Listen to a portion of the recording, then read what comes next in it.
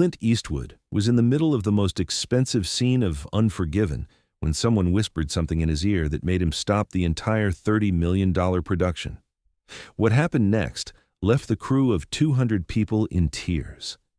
It was August 1992 in the remote plains of Alberta, Canada, standing in for 1880s Wyoming. The production of Unforgiven was already over budget and behind schedule. Clint was shooting the climactic saloon shootout scene, the moment his character, William Money, walks into the bar to face his demons. 50 extras, elaborate lighting setups, and a Hollywood budget ticking away at $50,000 per hour. Clint was positioned at the saloon doors, about to deliver one of cinema's most iconic lines, when his assistant director, Sarah Chen, approached him with an unusual urgency in her eyes. What nobody on that set knew was that just 3 miles away, in a children's hospital in Calgary, a 9-year-old boy named Michael Torres was fighting a battle he was destined to lose. Michael had been diagnosed with an aggressive form of brain cancer 14 months earlier. His parents, Carmen and Robert Torres, had watched helplessly as their energetic cowboy-obsessed son transformed into a frail child who could barely lift his head from the pillow. The tumor was inoperable. The chemotherapy had failed. 3 different oncologists had delivered the same verdict. Michael had at most 48 hours to live. But Michael had one wish that consumed his final days. He wanted to see a real Western being made. Not on television, not in photographs, but in person. He wanted to see cowboys and gunfighters and saloon doors, just like in the Clint Eastwood movies his grandfather had shown him, before the cancer took away his ability to focus on screens. Carmen Torres was a woman who had learned to accept the unacceptable. She'd accepted the diagnosis, accepted the failed treatments, accepted the hospice care. But watching her son's final wish slip away because of insurance limitations in hospital protocols broke something inside her that all the medical tragedy couldn't touch. The Unforgiven production had been filming near Calgary for 6 weeks. Michael knew this because his hospital room window overlooked the distant plains where occasional filming trucks passed by. On good days, when the pain medication worked, he would sit by that window and imagine himself there, wearing a cowboy hat, watching Clint Eastwood draw his gun. Carmen had tried everything within the system. She'd called the production company.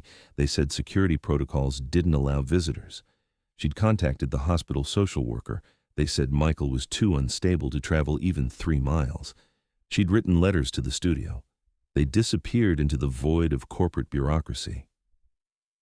On what doctors told her would be Michael's last morning, Carmen Torres made a decision that would have seemed insane to anyone who hadn't watched their child dying.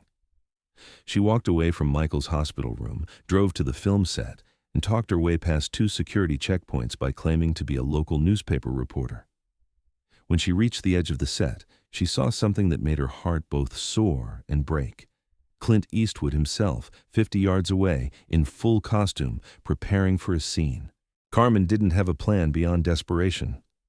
She pushed through the gathered crew members, past the stunned assistant directors, past the security guards who were too surprised to immediately react.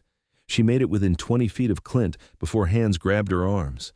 "Mr. Eastwood!" she shouted, her voice cracking with the weight of every sleepless night, every futile treatment, every prayer that went unanswered. "Please, my son is dying in a hospital 3 miles from here. He just wants to see a real Western. He has hours left." The set froze. 200 people stopped what they were doing. Clint, who had been reviewing his blocking with the cinematographer, turned slowly to look at this woman being held by security guards, tears streaming down her face. "Ma'am," Clint said quietly, his voice carrying across the suddenly silent set, "let her go." The security guards released Carmen's arms but stayed close. Clint walked toward her, his spurs clicking against the wooden set pieces, his weathered face unreadable beneath the dusty cowboy hat. "Tell me about your son," Clint said simply. Carmen explained through tears. Michael Torres, 9 years old, brain cancer, loved Westerns more than anything in the world. 48 hours, maybe less, 3 miles away, too sick to travel, no one would help. Last chance. Clint listened without interrupting. When she finished, he was quiet for a long moment. The entire crew waited, watching their director and star process what he'd just heard. Then Clint turned to his assistant director. "Sarah, how much is this scene costing us per hour?" Sarah Chen consulted her clipboard. "About 50,000, Clint. We've got the extras, the lighting, the—" "How much would it cost to shut down for 4 hours?" Sarah's eyes widened. 200,000 minimum. But Clint, we're already over budget, and the studio— "I didn't ask about the studio," Clint interrupted, his voice still quiet but carrying an unmistakable finality. "I asked how much it costs." He turned to his producer, David Webb, who had rushed over when he heard the commotion. "David, call the hospital. Tell them we're bringing a film set to a dying boy. Whatever equipment they need, whatever medical staff, I don't care. Make it happen." David opened his mouth to protest, saw the look in Clint's eyes, and reached for his phone instead. "And David," Clint added, "tell them we're bringing the whole damn production. Cameras, costumes, horses, everything. If this boy wants to see a Western being made, he's going to see one." What happened over the next 3 hours would become legendary in Hollywood circles, though most people outside the industry would never hear about it. Clint didn't just bring cameras to the hospital, he transformed an entire wing of the children's cancer ward into a Western film set. The hospital initially refused, citing sterility protocols and patient safety. Clint personally called the hospital administrator and said 6 words. "Then I'm bringing the boy here." Within 90 minutes, equipment trucks were pulling up to Calgary Children's Hospital. Grips and electricians worked with hospital engineers to safely set up lighting that wouldn't interfere with medical equipment. The hospital's largest common area, normally used for physical therapy, became a makeshift saloon set. Michael Torres, barely conscious in his room, had no idea any of this was happening. His parents had been asked to keep him calm and comfortable while arrangements were being made. Carmen didn't dare hope, didn't dare believe that Clint Eastwood was actually doing this. When everything was ready, Clint himself walked into Michael's hospital room. The boy was small for 9 years old, made smaller by months of illness. His head was wrapped in bandages from the latest failed attempt to relieve pressure on his brain. His eyes, when they opened, were clouded with medication and pain. "Michael," Clint said softly, sitting on the edge of the hospital bed. "My name's Clint. I heard you wanted to see a Western." Michael's eyes focused slowly on the man in the dusty cowboy costume sitting next to him. For a moment, he didn't react. Then, with agonizing slowness, recognition dawned on his face. "You're—" Michael's voice was barely a whisper. "You're the man with no name." Clint smiled. "Sometimes. Today, I'm William Money. And today, you're going to help me finish my movie." "I can't," Michael whispered. "I can't even get out of bed." "That's okay," Clint said. "The movie's coming to you. But I need your help with something. I've been having trouble with a scene, and I think maybe you know more about Westerns than my fancy Hollywood crew. Would you be my advisor for a few hours?" Something flickered in Michael's eyes that his parents hadn't seen in weeks. Interest. "Really?" the boy asked. "Really," Clint confirmed. "But here's the deal. You have to be honest with me. If I'm doing something wrong, you tell me. If the scene doesn't look like a real Western, you speak up. Think you can do that?" Michael nodded, the smallest movement of his head. "Good," Clint said, "because I've got a whole crew downstairs waiting to see if a 9-year-old kid knows more about Westerns than they do. Want to prove them wrong?" 20 minutes later, Michael Torres was being carefully wheeled on his hospital bed into the converted common area. His parents walked alongside him, tears streaming down their faces as they saw what Clint had created. The room had been transformed. Wooden panels created the facade of a Western saloon. Lighting created the illusion of dusty sunlight streaming through windows. 3 cameras were positioned at different angles. And, standing in full costume, looking exactly like they'd stepped out of 1880, were Clint Eastwood and 6 other actors from the film. But the most incredible thing was the director's chair positioned right next to the cameras. It had Michael's name written on the back in the same style as Clint's own chair. "Michael," Clint said, standing next to the boy's bed, "I'm going to shoot this scene 3 different ways. After each take, you're going to tell me which one looked most like a real Western. The one you pick is the one that goes in the movie. That makes you the most important person here. Understand?" Michael nodded, his eyes wide despite his obvious exhaustion. "Everyone," Clint said, addressing his crew.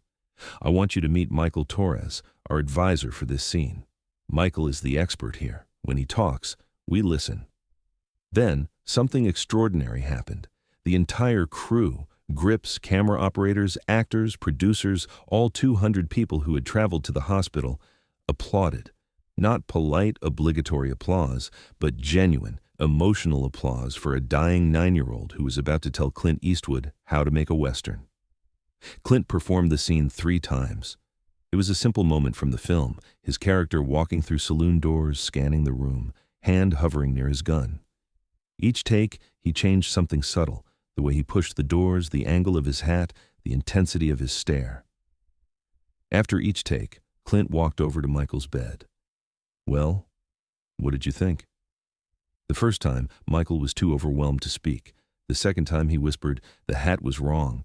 Real cowboys wore them lower, to keep the sun out." Clint adjusted his hat. "Like this?"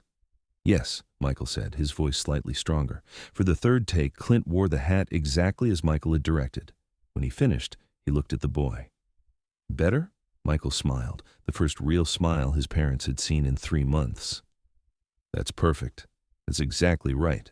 "Then that's the take we're using," Clint announced to his crew. Michael called it. "Everyone good with that?" The crew burst into applause again. Michael, despite his pain and exhaustion, was beaming. But Clint wasn't finished.